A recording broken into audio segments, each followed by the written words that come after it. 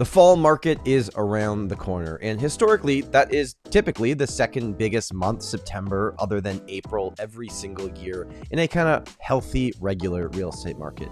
But what we've learned over the last 18 to 20 months in the Toronto real estate market, but really the Canadian real estate market, is that there is nothing normal about this. So in today's video, we're going to talk about what I'm expecting to see in the fall market here in Toronto, and if it's going to be a great fall market or if it's going to be a flop. Welcome back to the channel. My name is Tom Storey. I appreciate you being here and watching this video. If you have not already, make sure to subscribe to the channel. We passed 10,000 people, which is just so awesome. Let's set that next goal for 15,000 subscribers. And if you find anything valuable in today's video, all I ask is that you hit the like button. You can also go into the first link in the description and book a call directly with me about what you're trying to accomplish in the Toronto real estate market. So there's a few things I want to cover in today's video. Specifically is, where's the condo market going to be in September? Where's the freehold market going to be in September? And this is all based on if Bank of Canada holds or if they go up 0.25%. That's not going to change my opinion on how I think things are going to roll out. I've been pretty vocal on this channel that I still believe that May was the peak of the market, right? Like, I don't think we're going to get back to that price. We went up for 5 months in a row, then we've dropped for 3 months in a row. We'll have to see kind of what September brings. Now, there seems to be some optimism in the real estate community that the market will pick up, the buyers are back. But what I can tell you watching this video is that I'm prepping a lot of listings right now, like over 10 to bring to the market in September.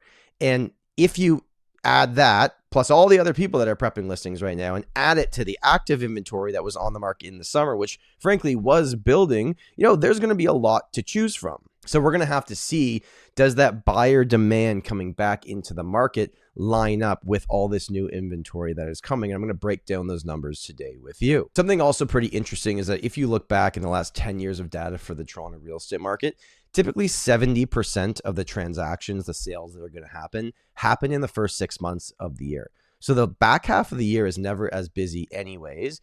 And with potential rate hikes on the horizon, and then, we have 2 months of pretty active market typically, then it kind of quiets down the end of November, and then December, pretty much nothing happens. So I think this will be interesting. And I was actually just in the States. I was in Dallas at a real estate conference, and there was a comment made that I thought was pretty interesting. Now, they have a different issue than we have over there because they have a lot of people that signed 30-year mortgages, like not amortization, but term, like our 5-year term. You can do that in the States at 2.5%. And their issue there is like their rates are over 7, but no one's selling. So it's not unlocking any inventory, because why the heck would you sell if you have a rate at 2.5% and you can't port them like you can in Canada? But what I'm trying to get at with all of this is that the statement was made that, like, this is the market. Get ready. You want to get results, you're going to be the absolute best on the market. If you're a buyer right now, yeah, take your time. Do your homework. Know what you're trying to do, but fully understand the numbers in the area that you're trying to buy. Let's start with the condo market and what to expect into September. Condo market, whether it's downtown, midtown, North York, Mimico, East, it doesn't really matter. From what all the numbers are showing me right now is that the condo market is pushing very much into balanced market territory. Because I've been having a lot of meetings recently with condo sellers, kind of showing them where it's at. Because at the end of July, the condo inventory in the downtown core was already over 4 months. And at the end of August, it's probably going to push to 4.5, 5 months. And what that means to you, maybe watching this as a potential condo seller, is that only 20% of the new listings are selling every single month. So if you want to be in that 20%, you're going to have to not only look the best with the staging and the marketing, but you're going to have to be priced competitively. Because if there's 10 different options for a buyer and you're not in the top 3, you're not selling in the market coming up. And then on the flip side, well, condo buyers, what's the advice for you? Well, you're going to have more options. You're going to have more room to negotiate. You're not really seeing offer dates happen anymore, other than that maybe at the very, very low price points. A lot of the condos that are coming to the market are listing at real prices, which frankly is a nice change to see. So the downtown condo market, as we take a look here, is that CO1, CO8 range here. EO1 is Leslieville, W1 is Parkdale and Roncy. And then if you go a little bit more north, C10 is Yonge and Eglinton. That's where the core of all these condo sales are going to happen. The freehold market is a different conversation than the condo market. And specifically, if you break it down, so like freehold townhouses between $800 and $1 million, they're still in pretty high demand because there's no condo fees attached to them. There's not a ton of them in Toronto. There are some, but there's not a ton. Then you look at, okay, semi-detached houses in the areas that people kind of want to stay within the core. And I'll give you an example here. So, our typical client right now, we're selling their condo and they're located in CO1, CO8, EO1, W1, or maybe in Midtown. That's kind of typically what happens for us. Then what's happening is they're like, okay, we're selling our condo, but we want to stay still kind of close to the core because they got used to it, right? They lived downtown for many years. And if you're going to the East End, a lot of people start and say, well, I want to go to EO1. That's Leslieville, Riverdale, all those different areas. Or if you have, a little bit more money, you go to EO2, which is the beaches. But semi-detached homes in this area, the inventory is still under like 1.5.